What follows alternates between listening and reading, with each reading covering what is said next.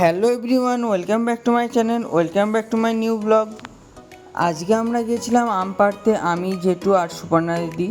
এই ভিডিওটা দিদি ওপরের ঘর থেকে করছিল।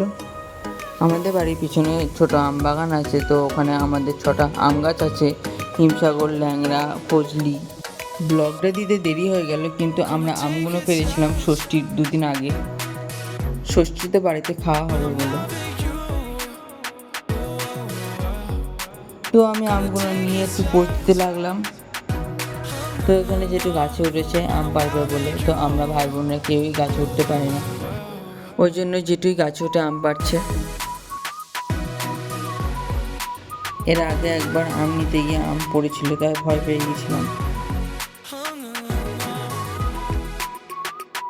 আমাদের 6টা আম গাছের মধ্যে 3টে আম গাছে আম হয়েছে, তো আমরা একটা গাছের আম পুরোপুরি সব পেড়ে নিলাম। আমাদের আম পাড়া কমপ্লিট, আমরা বাড়ি যাচ্ছি। আমি লগাটা নিয়েছি, সুপর্ণা দিদি আর জেঠু আমের ব্যাগটা নিয়েছি।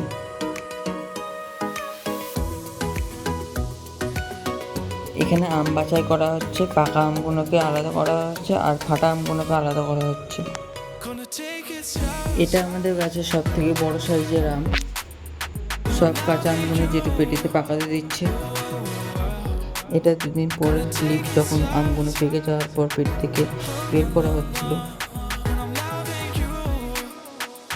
আমার ভিডিওটা ভালো লেগে থাকলে লাইক, কমেন্ট, শেয়ার করো আর চ্যানেলটা সাবস্ক্রাইব করো।